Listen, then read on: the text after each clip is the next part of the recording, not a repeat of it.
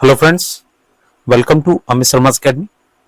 आज हम बात करने वाले हैं बीपीएससी टीआरई 3.0 का जो पेपर हुआ था पीआरटी का। तो उसमें ये जो क्वेश्चंस होते हैं वो किस तरीके से पूछे जाते हैं, आपके कौन सा सोर्स लेना चाहिए, कौन सी बुक्स फॉलो करनी चाहिए। इससे पहले मैंने इसका जो एनालिसिस है वो मैंने पहले से अपलोड किया हुआ है। आज सिर्फ बुक्स के बारे में बात करेंगे, बुक लिस्ट के बारे में, और इसका मैं आपको बताने वाला हूँ कि ये आपका ज़्यादातर क्वेश्चंस कहाँ से पूछे जाते हैं और आपको पीआरटी के लिए जो आपका प्राइमरी का होता है उसके लिए बेस्ट बुक्स क्या होनी चाहिए।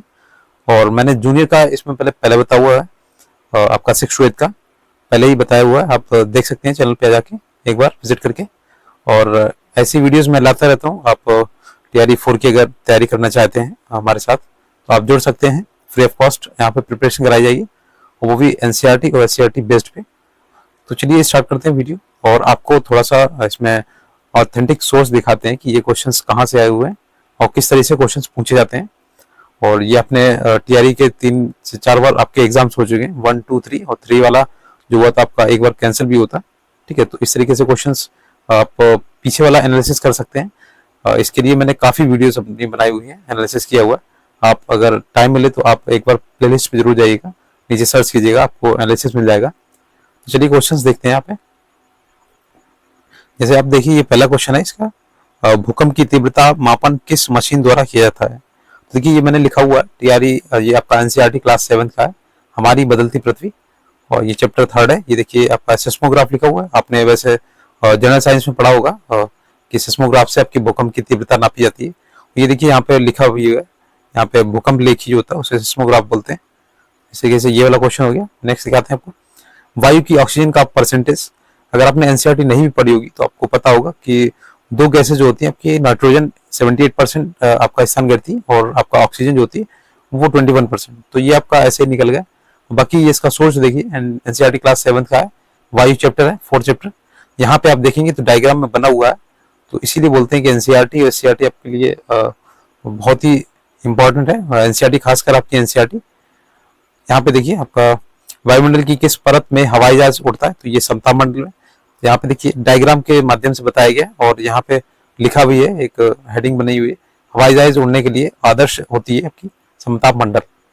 यहाँ पे आप देख सकते हैं इस तरीके से बना हुआ है ये आपका, यहाँ पे हवाई जहाज उड़ता है। क्षोभमंडल आपका सबसे नीचे की सीमा होती है। नेक्स्ट क्वेश्चन आपको दिखा देते हैं, पर्यावरण के लिए किससे खतरा है। तो आपकी देखिए ये इसमें लिखा हुआ है, ये देखिए क्वेश्चन आपका एनसीईआरटी के क्लास 9 का है, सॉरी क्लास 7 का है, हमारा पर्यावरण चैप्टर से लिया गया है। इस तरीके से क्वेश्चंस आपको दिखाते हैं, ये सभी एनसीईआरटी से लिए गए हैं और ऐसा कुछ इसमें है नहीं कि आपका ये ज्योग्राफी का है। इसमें क्वेश्चंस आपके 16 क्वेश्चंस मैंने दिखाए हुए हैं आपको एनसीईआरटी से, क्वेश्चंस हो लिए गए हैं। बाकी 1-2 क्वेश्चन वैसे हो सकते हैं जो आपके सिलेबस में ना हो। ये देखिए आपका सहारा किस प्रकार का रेगिस्तान, तो आप सभी को पता ये हॉट डेजर्ट है, ठीक है। और आपका लद्दाख जो है वो कोल्ड डेजर्ट है। यहाँ पे देखिए आपका क्लास 7 का है एनसीईआरटी, रेगिस्तान में जीवन। और यहाँ पे देखिए गर्म रेगिस्तान लिखा हुआ है सहारा। तो हर एक इसका पॉइंट जो है ना एनसीईआरटी का मोस्ट इंपॉर्टेंट है। यहाँ पर आप एमसीक्यूज में देख लीजिएगा, सहारा किस प्रकार का रेगिस्तान है, गर्म है। और मैंने ये आपके ज्योग्राफी के एमसीक्यूज भी कराए हुए हैं, आपका जो क्लास 6, 7, 8 का जो भी है पूरा मैंने 1 शॉट में कराया हुआ मैराथन क्लास। तो आप जरूर देखिएगा, एमसीक्यूज जरूर देखिएगा क्योंकि इससे क्वेश्चन बनते हैं। और मैं एनसीईआरटी सीरीज भी चला रहा हूँ, आप अगर जुड़ सकते हैं तो आप चैनल पे जुड़िएगा और प्लेलिस्ट बनी हुई है। तो मैंने पूरी एनसीईआरटी कराऊंगा इसमें आपके टीआरई 4.0 के लिए। और आपके लिए जो आपका एनसीईआरटी का एग्जाम्पलर आता है वो भी कराने वाला हूँ क्योंकि उससे भी क्वेश्चन काफी पूछे जाते हैं। देखिए गंगा नदी के तट पर आपका प्रयागराज, जो आपका पहले नाम था इलाहाबाद। और ये देखिए एनसीईआरटी क्लास 8 का ये जल चैप्टर से। तो यहाँ पे देखिए डायग्राम में बना हुआ है इलाहाबाद, जिसे अभी प्रयागराज नाम दिया गया है। अगला देखिए ऊर्जा का गैर परंपरागत स्रोत, ये आपका बायोगैस है, ठीक है। ये आपका क्लास एनसीईआरटी क्लास 8 का है। और खनिज एवं ये शक्ति वाला, इसमें जब आएंगे आप यहाँ पे ये देखिएगा, यहाँ देखिए मैंने हाईलाइट नहीं किया, ये देखिए लिखा हुआ गैर परंपरागत स्रोत है। तो ये बायोगैस आपका गैर परंपरागत में आता है। नेक्स्ट क्वेश्चन आपको दिखा देते हैं। ये देखिए आपका जनसंख्या घट जाएगी यदि, यहाँ पे देखिए लिखा हुआ है जनसंख्या में, ये देखिए लिखा हुआ जनसंख्या वृद्धि दर में गिरावट आई है। तो ये आपका हुबहू तो नहीं लिखा है, लेकिन हाँ इसमें पूरा पैराग्राफ दिया है, तो आप उससे पढ़ के समझ सकते हैं। नेक्स्ट देखिए, यहाँ पे देखिए भारत में प्रवाल भित्तियां पाई जाती हैं। तो आपको पता है प्रवाल के जो मूंगे होते हैं वो आपके लक्षद्वीप में पाए जाते हैं। तो ये आपका आंसर उपरोक्त में से कोई नहीं था। और क्लास 9th का भारत का भौगोलिक स्वरूप, इस ये आपका जो चैप्टर है बहुत मोस्ट इंपॉर्टेंट है। टेरी 3 में इसमें कम से कम 10 से क्वेश्चन, 8 से 10 क्वेश्चन पूछे गए हैं। तो ये आपका चैप्टर है, मोस्ट इंपॉर्टेंट है। ये आपको दिखा देते हैं, यहाँ पे लिखा हुआ है। और लक्षद्वीप की जो स्थिति है इसमें बताना है। छोटे प्रवाल द्वीपों से बना हुआ है ये आपका द्वीप। नेक्स्ट देखिए, आपको दिखा देते हैं क्वेश्चन। निम्नलिखित में से किस प्रकार के प्रदूषण से पीलिया रोग फैलता है? तो आपके जल के प्रदूषण से आपके पीलिया रोग फैलता है। और क्लास 8th का है साइंस चैप्टर, और उसमें आपका प्रदूषण जल एवं वायु का चैप्टर है। देखिए मैं स्पीड इसलिए बना के चल रहा हूँ इसमें, क्योंकि ये मैं कोई एनालिसिस नहीं कर रहा हूँ। एक क्वेश्चन जो है मैंने पहले से ही एनालिसिस कराया हुआ है, आप प्लेलिस्ट में जाएंगे वहां देखेंगे। यहाँ पे मैं केवल आपको सोर्स बताने वाला हूँ कि आपको एनसीईआरटी क्यों फॉलो करनी चाहिए, और दूसरी बुक्स के लिए आपको मैं बताने वाला हूँ। तो देखिए एनसीईआरटी क्लास 8th का है वायु तथा जल का प्रदूषण। देखिए वाहित मल तथा संदूषित जल से जीवाणु, वायरस और कवक के ये इस तरीके से रोग होते हैं। नेक्स्ट देखिए, नेक्स्ट क्वेश्चन आपको दिखा देते हैं। ये आपका देखिए हेपेटाइटिस ए जो होता है किस प्रकार की बीमारी है? तो ये आपका जल जनित बीमारी है कि एनसीईआरटी क्लास 8th का है। सूक्ष्म जीव एवं मित्र, ये आपका साइंस से है, ठीक है। ज्योग्राफी पढ़ रहे हैं लेकिन फिर भी साइंस से आपके क्वेश्चन इसमें पूछ दिए जाते हैं। ये आपका हेपेटाइटिस है, वायरस होता है, और ये आपका कारण होता है जल का। अगला देखिए क्वेश्चन दिखा देते हैं। मल के द्वारा प्रदूषण पानी में मछलियों की मृत्यु होती है, ये आपके ऑक्सीजन की कमी से होती है। क्लास 8th का है साइंस, प्रदूषण जल एवं वायु के चैप्टर से। नेक्स्ट देखिए, ये आपका देखिए यहाँ पे लिखा हुआ अत्यधिक ऑक्सीजन का प्रयोग करते हैं, ऑक्सीजन के स्तर में कमी हो जाती है जिससे जलीय जीव मर जाते हैं। यहाँ पे लिखा हुआ है और हुबहू दिया गया क्वेश्चन, और मैंने हाईलाइट भी किया हुआ है जो भी क्वेश्चन है। देखिए ये आपका स्वच्छ भारत मिशन कब प्रारंभ हुआ? हाँ ये आपका क्वेश्चन नहीं मिल पाया क्योंकि ये आपका पता है ये एक जनरल टॉपिक है। 2 अक्टूबर 2014 को हुआ था। इस तरीके से कुछ क्वेश्चन है जो आपके इसमें नहीं मिले थे। देखिए निम्नलिखित में से भारत में कौन सा स्थान जैव विविधता हॉटस्पॉट का है? तो पश्चिमी घाट है। ये आपने देखिए रिसेंट अगर आपके पास होगी ना बुक, तो ये आपको सारे क्वेश्चन वहां पे मिल जाएंगे जो आपने यहाँ पे एनसीईआरटी में नहीं मिल रहे, वो आपके रिसेंट में जरूर मिल जाएगी। तो बीओडी क्यों होता है? ऑक्सीजन की डिमांड, जो आपका बायोलॉजिकल ऑक्सीजन डिमांड होता है। और इनमें से देखिए प्रदूषण जनित विकार कौन सा है, इस तरीके से। तो ये क्वेश्चन जो थे मुझे इसमें एनसीईआरटी में नहीं मिले। 3 से 4 क्वेश्चन थे सिर्फ, और बाकी क्वेश्चन जो थे मैंने आपको दिखा दिए। ये आपके एनसीईआरटी से लिए गए हुबहू क्वेश्चंस। तो आप खुद से देख सकते हैं, अगर आप दूसरी बुक्स फॉलो करेंगे तो आपका सिलेक्शन नहीं होने वाला। आप केवल एनसीईआरटी फॉलो कीजिए। एनसीईआरटी मैं करा रहा हूँ, आप एनसीईआरटी देख लीजिएगा। मैराथन भी करा दूंगा, क्लास 6 का जैसे मैंने कराया हुआ ज्योग्राफी का पार्ट्स में, उसे एक कंपाइल करके वीडियो बना दूंगा, तो वो देख लीजिए जितना आप एनसीईआरटी पढ़ सकें। और जरूरी नहीं कि आप वीडियो ही देखें, अगर आपके पास बुक है तो आप बुक से पढ़िए, और अगर आपके पास बुक नहीं है तो आप पीडीएफ के लिए टेलीग्राम चैनल ज्वाइन कीजिएगा। मेरा इसमें लिंक दिया गया है डिस्क्रिप्शन बॉक्स में, उसमें से। चलिए आपको साइंस के क्वेश्चन दिखाते हैं, जो साइंस के क्वेश्चन पूछे जाते हैं, और इसमें कौन कौन से क्वेश्चन आपके एनसीईआरटी किस एनसीईआरटी से आए हुए हैं। ये देखिए साइंस का क्वेश्चन है, और ये भी आपके एनसीईआरटी से ही दिया गया, और इसमें खासकर आपका एनसीईआरटी जो क्लास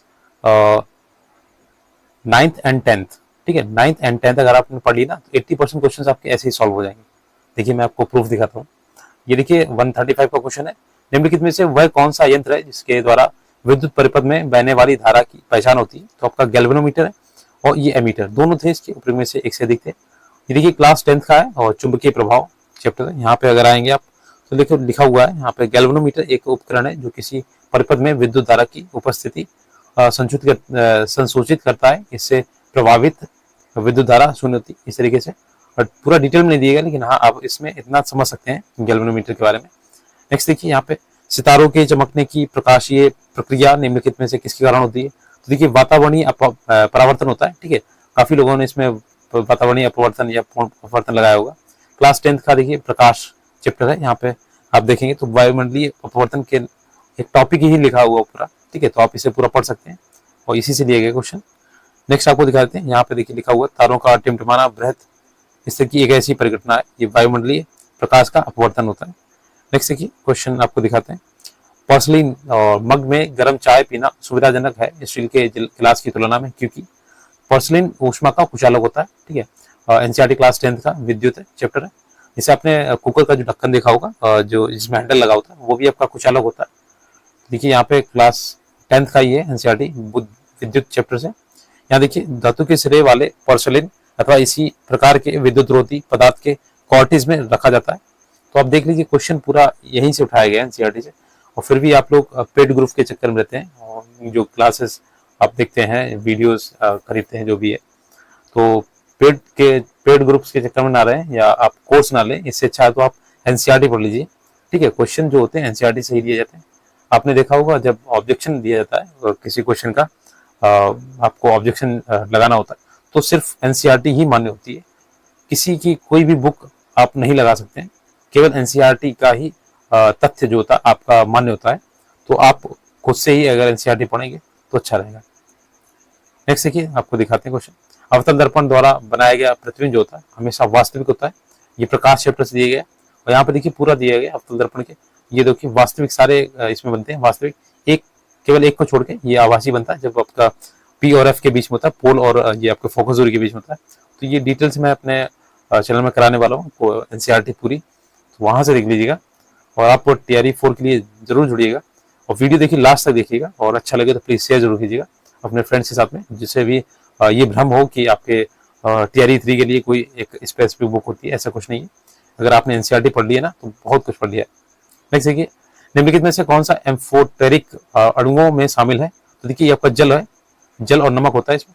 देखिए धातु चैप्टर है, धातु अधातु का, तो एम्फोटेरिक ये आपके होते हैं। देखिए यहाँ पे लिखा हुआ है लवण तथा जल प्रकार के उभयधर्मी ऑक्साइड कहलाते हैं, जो इसमें आपका इंग्लिश में नाम दिया गया और ये आपका हिंदी में दिया गया, ठीक है। उभयधर्मी ऑक्साइड होते हैं, ये एम्फोटेरिक होते हैं। नेक्स्ट देखिए, आपको क्वेश्चन दिखाते हैं, डीएनए का कौन सा भाग प्रोटीन की सूचना देता है? तो ये आपका जीन देता है, ठीक है। क्लास 10th का ही है। देखिए आनुवंशिकता नामक एक चैप्टर है, और इस चैप्टर को आपका ये भी क्वेश्चन है आनुवंशिकता से। ये तीनों TRE में 2 से 3 TRE में आपका क्वेश्चन डायरेक्ट पूछा गया था इसी चैप्टर से। देखिए डीएनए का वह भाग जिसमें किसी प्रोटीन संश्लेषण के लिए सूचना देती है उस प्रोटीन को का जीन कहलाता है। यहाँ पे ये साफ दिया गया है और हुबहू क्वेश्चन आपके छाप दिया गया इन्होंने। निम्नलिखित में से कौन सा अजीवीय कारक नहीं है? तो देखिए आपका एनसीईआरटी क्लास 10th का है हमारा पर्यावरण, ये आपका जंतु नहीं है, बाकी इसमें है। देखिए मैं ये थोड़ा सा स्पीड इसलिए बनाया हुआ कि अब मैं कोई इसमें एनालिसिस नहीं कर रहा, इससे पहले एनालिसिस मैंने कर चुका हूँ। ये आपके प्लेलिस्ट बनी हुई है, आप एनालिसिस के वीडियोस देख सकते हैं। TRE 2.0 3.0 जो भी आपके एग्जाम्स हुए हैं पूरी प्लेलिस्ट बनी हुई है, आप सर्च करेंगे थोड़ा सा नीचे जाएंगे तो आपको इसकी प्लेलिस्ट मिल जाएगी। यहाँ पे मैं केवल आपको सोर्स बता रहा हूँ और आपको क्यों एनसीईआरटी पढ़नी चाहिए इस बारे में आपको बताने वाला हूँ। कि काफी लोग आपके कमेंट्स करते हैं कि आप बुक लिस्ट बता दीजिए, तो बुक लिस्ट केवल यही है आपका एनसीईआरटी, ठीक है। एनसीईआरटी पढ़ लीजिए, 2 बार तो पढ़ ही लीजिए, इसके बाद अगर आपके पास कोई बुक है और आपको पढ़ना अच्छा लगता है तो आप पढ़ सकते हैं। बाकी मैं बता दूंगा आपको, लास्ट में आपको बताने वाला हूँ जो कुछ ऐसी बुक हैं जो एनसीईआरटी के ही अकॉर्डिंग चलती हैं, तो उन्हें भी पढ़िएगा, लेकिन पहले एनसीईआरटी पढ़िए। तो देखिए हमारा पर्यावरण से दिया गया। नेक्स्ट देखिए अगला, देखिए क्वेश्चन दिखाते हैं। तो इलेक्ट्रॉन का प्रभाव निम्नलिखित में से क्या कहलाता है? ये आपका विद्युत धारा कहलाता है, और विद्युत चैप्टर से क्लास 10th का।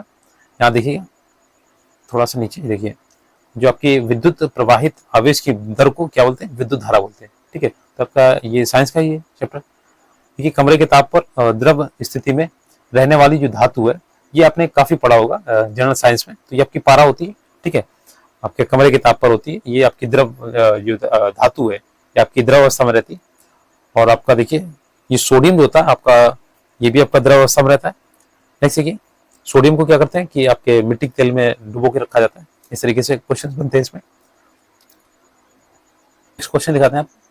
देखिए मरकरी को छोड़कर सारी धातुएं कमरे के ताप पर ठोस अवस्था में पाई जाती है, ठीक है, ये बताती है मरकरी को छोड़कर, क्योंकि मरकरी क्या है, ये आपका ये आपके ठोस में नहीं होती, ये तरल अवस्था में पाई जाती है। अगला देखिए, ये देखिए आयोडीन अधातु होते हुए चमकीली होती है, ठीक है। इस तरीके से क्वेश्चन होते हैं। क्षारीय धातु जैसे लिथियम हो गया, सोडियम हो गया, पोटेशियम, इन्हें चाकू से भी काटा जा सकता है। तो इस ऐसे क्वेश्चन होते हैं, आपके क्वेश्चन छूटने नहीं चाहिए। अगर आपने अच्छे से पढ़े होंगे तो ये क्वेश्चन आपको पक्का हो जाएंगे। देखिए यदि कोई बीमारी नॉन ह्यूमन प्राणी से किसी मनुष्य में पहुंचती है तो इसे क्या कहते हैं? तो देखिए यहाँ पे डिटेल में लिखा हुआ है, इन्फेक्शियस डिजीज ये लिखा हुआ है, ठीक है। ये आपका क्लास 10th का है, खाद्य संसाधन में सुधार। नेक्स्ट देखिए क्वेश्चन दिखाते हैं आपको। यह रहा आपका निम्नलिखित में से अपेक्षित घनत्व के लिए सही मात्रक चुनिए। तो ये आपका मात्रक विहीन होता है, इसमें कोई मात्रक नहीं होता। गुरुत्वाकर्षण चैप्टर है क्लास 9th का। तो आपका यहाँ देखिएगा लिखा हुआ, चूंकि अपेक्षित घनत्व समान राशियों का एक अनुपात है, इसका कोई मात्रक नहीं होता। तो ये विमाहीन राशि होती है, ठीक है, ना मात्रक होगा ना ही इसकी कोई विमा होगी। अपेक्षित घनत्व का फॉर्मूला क्या है, किसी पदार्थ का घनत्व बटे पानी का घनत्व। तो जब घनत्व से घनत्व कटेगा तो इसकी मात्रक बनेगा नहीं, ना ही विमा बनेगी। नेक्स्ट देखिए, अगला क्वेश्चन देखिए, आपको दिखाते हैं। यदि हम कपूर को खुले बर्तन में रखें तो उसकी मात्रा बराबर घटती रहती है। इस घटना को नाम है उत्सादन। देखिए, आप सभी ने काफी पढ़ा होगा, ये आपके उत्पादन पढ़ा होगा, तो इसमें कंफ्यूजन यही रहेगा। वैसे आप अगर पढ़े होंगे तो आप अगर इंग्लिश वाला इसका पोर्शन देखेंगे तो वहाँ पे सब्लिमेशन लिखा है और यहाँ पे हिंदी में उन्होंने उत्सादन लिखा हुआ है, ठीक है। तो आपका देखिए क्लास 10th की एनसीईआरटी, हमारे आसपास के पदार्थ, तो अपने ज्यादातर क्वेश्चन देखेंगे क्लास 10th और 9th के ही है, ठीक है, ज्यादातर आपके क्लास 10th के ही मिलेंगे इसमें। और देखिए यहाँ पे लिखा हुआ कपूर या अमोनियम क्लोराइड ले और इसे आप रखेंगे तो क्या हो जाएगा, ऊर्ध्वपातित हो जाएगा। अमोनियम क्लोराइड का ऊर्ध्वपातन लिखा हुआ है, ठीक है। नेक्स्ट देखिए, नौशादार हो गया, अमोनियम क्लोराइड होगी, इस तरीके से। अगला देखिए क्वेश्चन आपको दिखाते हैं। ये देखिए, वायु प्रदूषण का प्रभाव जो है प्रायः निम्नलिखित में से किस पर पाया जाता है। देखिए आपके यहाँ लिखा हुआ है एयर पोल्यूशन जो होता है आपके अमंग फ्रेंड्स एंड नेबरहुड। तो यहाँ पे पूरा डिटेल लिखा हुआ, मैंने यहाँ पे देखा नहीं, आप इसको पूरा पढ़ना पड़ेगा आपको, ठीक है। तो ये आपके ज्यादातर क्या होता है, ऊपरी में से सभी होता है, प्रदूषण जो होता है सभी तनों, पत्तियों, फूलों, हर जगह पाया जाता है। नेक्स्ट देखिए, ये आपका क्वेश्चन था, ये जो आपका तैयारी में एनसीईआरटी में नहीं मिला था, ठीक है। तो एक ऐसे क्वेश्चन होते हैं जो आपके एनसीईआरटी में नहीं मिलते, वो आपके आउट ऑफ द सिलेबस तो कह सकते हैं, बल्कि ये आपके जनरल साइंस के क्वेश्चन होते हैं, ठीक है। ये जनरल साइंस के होते हैं। तो ये देखिए, लुईस की अवधारणा निम्नलिखित में से किसके बर्ताव पर व्याख्यात है, ठीक है, इस तरीके से। और ये देखिए, उदासीनी प्रक्रिया का उत्क्रम क्या है, हाइड्रोलिसिस, इस तरीके से। ये आपके क्वेश्चन जो है ये मुझे एनसीईआरटी में नहीं मिले थे। निम्नलिखित में से कौन सा द्वितीय प्रदूषण, ये वाले क्वेश्चन। और बाकी क्वेश्चन जो मैंने आपको दिखाए ये सारे क्वेश्चन आपके एनसीईआरटी से, ठीक है। ऐसा कुछ भी नहीं है कि ये आपके, देखिए मैंने स्क्रीनशॉट लेके आपको पूरा चैप्टर बताया हुआ, आप अगर पॉज करके देख सकते हैं और पेज नंबर वगैरह देख सकते हैं और आप वहां पे जाके ये आप क्लियर कर सकते हैं। तो ये मैं इसलिए बता रहा था, ये इसका वीडियो का उद्देश्य यही था आपका बनाने का, कि आप लोगों में एक भ्रम सा है कि एनसीईआरटी पढ़े या आपकी जो अदर सोर्स हैं वो जो भी है आपके बुक्स आती हैं कुछ लोगों की, कुछ कोचिंग सेंटर्स वाले क्या करते हैं कि आपके बुक्स लॉन्च करते हैं या आपके नोट्स देते हैं, वो सच बताएं तो आपके एनसीईआरटी से ही क्वेश्चंस बनाते हैं, ठीक है। उनके पास कोई दूसरा सोर्स नहीं होता है, एनसीईआरटी से ही बनाते हैं। और इससे अच्छा है कि आप खुद से एनसीईआरटी पढ़ें, तो आपके पैसे भी बचेंगे और आपको कोई भी अदर सोर्स। और देखिए, एनसीईआरटी के अलावा जो आप लोगों ने कमेंट किया था पूछने के लिए कि इसके अलावा क्या कर सकते हैं, तो सबसे पहले तो आपको एनसीईआरटी जो है वो 2 बार तो पढ़नी है, ठीक है। 2 बार पढ़ लीजिए, आपके पास अगर बुक है तो पढ़ लीजिए, बाकी अगर पीडीएफ है तो पीडीएफ पढ़ लीजिए, नहीं तो वीडियो से पढ़ लीजिए, जहां भी आपको अच्छा लगे वहां से पढ़ लीजिए।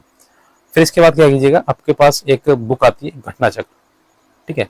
ये आपके देखिए घटना चक्र है, ये आपके पीसीएस, आरओ, एआरओ और आईएएस सभी के लिए इंपॉर्टेंट है। घटना चक्र जो है ना, ये आपके दृष्टि वालों की है और मोस्ट इंपॉर्टेंट बुक रहती है, ठीक है। ऐसा नहीं कि पूरा सिलेबस इससे कंप्लीट हो जाएगा, पूरा सिलेबस जो आपका है वो एनसीईआरटी से ही होगा, बाकी घटना चक्र जो आपका एमसीक्यूज फॉर्मेट में होता है। अगर आप एनसीईआरटी 2 बार पढ़ लेते हैं ना और फिर आप घटना चक्र लगाएंगे तो आपको ये इजी लगेगी, ठीक है। घटना चक्र इसलिए भी मैंने बोला, जो 40 मार्क्स का क्वेश्चन आते हैं वो घटना चक्र से आपके कई क्वेश्चन से हूबहू लिए गए, ठीक है। और आप एनसीईआरटी में जैसे जो इंडियन नेशनल मूवमेंट है, जिसे आप पढ़ते हैं तो उसे डिटेल में नहीं कवर कर पाते हैं, तो आप घटना चक्र पढ़ सकते हैं। या आपके पास अगर ल्यूसेंट की अगर थ्योरी वाली अगर है तो अच्छी बात है, नहीं तो अगर आपके पास एमसीक्यूज वाली है, मैंने एमसीक्यूज वाले पोर्शन कराए हुए हैं, वीडियोज आती रहती है थोड़े दिनों में, तो एमसीक्यूज वाले अगर आपके पास है पोर्शन जो ल्यूसेंट का है तो वो पढ़ सकते हैं आप, टॉपिक वाइज जो भी आपको इंपॉर्टेंट हो। ऐसा नहीं कि पूरी बुक पढ़नी, क्योंकि जो ल्यूसेंट की बुक है वो अपने आप में ही एक ग्रंथ है, तो आप एमसीक्यूज वाला कर लीजिए और आप एक घटना चक्र जरूर रखिएगा। घटना चक्र में ऐसा है कि बीपीएससी की जो क्वेश्चंस है वो अपना ट्रेंड लेके चलता है बीपीएससी का, और जो आपका ल्यूसेंट है वो ल्यूसेंट सभी परीक्षाओं के लिए, तो ऐसा है कि उसमें आपका ये फिट नहीं बैठेगा। बाकी जो घटना चक्र है ये बीपीएससी के अकॉर्डिंग क्वेश्चंस जो आपके हैं वो देखिएगा, जो बीपीएससी वाली आती है घटना चक्र। वैसे आपका यूपी के भी आते हैं, यूपीएससी, आरओ, एआरओ, इस तरीके से। तो आपका जो बीपीएससी वाला है उससे देखेंगे तो आप क्वेश्चंस काफी रिलेटेड पाएंगे बिहार वाले से, क्योंकि बिहार में क्या है कि आपका बिहार स्पेशल जब पूछता है, जैसे भारतीय राष्ट्रीय आंदोलन हो गया आईएनएम वाला, तो वो आपके बिहार से जोड़ के पूछता है क्वेश्चन, तो आपको घटना चक्र में काफी क्वेश्चन मिल जाएंगे। तो ये आपका एक सोर्स हो गया। और रही बात इसमें, देखिए मैंने दो ही सब्जेक्ट आपको बताए, मैथ्स और ये आपका साइंस और आपका जियोग्राफी का, ठीक है। अब आप ये कहेंगे दूसरे सोर्स आपने क्यों नहीं बताया, देखिए जैसे आपका हो गया ईवीएस आता है इसमें, ठीक है, ईवीएस के भी आते क्वेश्चंस। आप ईवीएस के लिए क्या करिएगा, घटना चक्र में लास्ट में दिया होता है पर्यावरण एवं पारिस्थितिकी, और इसके लिए अगर सोर्स कम पड़े आपके लिए तो आपका जो ल्यूसेंट है उसमें पर्यावरण पारिस्थितिकी अच्छे से दिए गए, वहां से पढ़ सकते हैं। बाकी मैं इसकी मैराथन क्लास अलग से करा दूंगा, और क्वेश्चन काफी अच्छे आते हैं इसमें, और उसकी वीडियो भी अलग से आ जाएगी। और बची आपकी मैथ्स वाला पोर्शन, तो मैथ्स के लिए मैं आपको एनसीईआरटी ही सजेस्ट करूंगा। देखिए एनसी मैथ्स जो होती है वो इसमें क्वेश्चन जो होते हैं वो बहुत तो नहीं मिलते, लेकिन हाँ टॉपिक वाइज अगर आप जाएंगे तो क्वेश्चन थोड़ा सा घुमा फिरा के पूछ देते हैं आपका, जैसे प्रोबेबिलिटी वाला क्वेश्चन पूछ देते हैं इस तरीके से, और क्वाड्रेटिक इक्वेशन जैसे द्विघात समीकरण है, तो उसमें वैल्यू चेंज हो जाती है, क्वेश्चन वैसे ही रहते हैं और उनका पूछने का तरीका भी रहता है। तो 9-10 की अगर आप मैथ्स पढ़ते हैं ना, तब भी आपका काफी इसमें कवर हो जाएगा सिलेबस। बाकी आप चैप्टर वाइज कर लीजिएगा मैथ्स। और इसमें बचा हुआ जो आपका करंट अफेयर है, तो करंट के लिए मैंने बताया था एसपीडी आती है, ठीक है, और आपकी घटनासार, दो आपको पढ़ने हैं करंट के लिए। तो अभी करंट के लिए आपके पास टाइम है, अगर पढ़ सकते हैं तो पढ़िए, नहीं तो अभी 1 महीने बाद जब भी आपका नोटिफिकेशन आए उससे पहले पढ़ लीजिएगा, क्योंकि करंट के आपके 8 क्वेश्चन होते हैं, ठीक है, जो आपके दिए होते हैं उसमें क्वेश्चन। तो आपके आप 8 क्वेश्चन पूरे नहीं कर पाएंगे, तो फिर भी आप उसे साइडवेज रखिएगा, और करंट अफेयर आप ऐसे ही पढ़ सकते हैं, ठीक है, मंथली जो होता है उसे आप गौरव सर की जो आती मंथली कंपाइलेशन उसे पढ़ सकते हैं। तो ये आपका मैंने बता दिया। हिस्ट्री का भी मैंने बताया था, हिस्ट्री के लिए भी आपको एनसीईआरटी ही पढ़नी है, और बाकी अपनी घटना चक्र है ही आपके पास, तो उससे पढ़ लीजिएगा। तो ये सारे चैप्टर्स थे जो भी इसमें इंपॉर्टेंट थे, मैंने बता दिए। और इसमें पॉलिटी भी पूछा जाता है, ठीक है, पॉलिटी के भी 10 से 12 क्वेश्चन आपके हो सकते हैं इसमें। तो उसके लिए भी आप ऐसा कीजिएगा, जो घटना चक्र आता है उसी से आपका कंप्लीट हो जाएगा। और बाकी आप गौरव सर की क्लासेस देख लीजिएगा, उनकी पॉलिटी की मैराथन, बाकी मैं करा दूंगा। तो अभी तो टाइम है आपके पास टीआरई 4 के लिए, ठीक है, जब तक आपका टीआरई 3 का रिजल्ट नहीं आएगा तब तक आपका 4 मुश्किल है। इससे अच्छा है कि आप अभी से तैयारी करें। और मैंने बताया भी था आपको एक टारगेट लेके चलना है, ठीक है। तो आप पहले एनसीईआरटी कंप्लीट कीजिए, बाकी आप साथ में जब भी आप चैप्टर कोई कंप्लीट करें तो उसका एमसीक्यू जरूर लगाइएगा। और अगर बस यही है, अगर आपको वीडियो अच्छा लगा हो तो प्लीज़ शेयर जरूर कीजिएगा अपने दोस्तों के साथ जो भी हैं ग्रुप्स में, उनको भी पता चले कि ये आपका जो एनसीईआरटी है उसका कितना महत्व है। मैंने क्वेश्चंस भी आपको दिखाए, ठीक है। और अदर सोर्स के लिए मैंने ऑथेंटिक सोर्स बताया, कोई ऐसी वैसी बुक नहीं होता, ये अपने आप में ये ग्रंथ है, ल्यूसेंट और घटनाचक्र, ठीक है। तो मिलते हैं अगले वीडियो में, तब तक लिए धन्यवाद।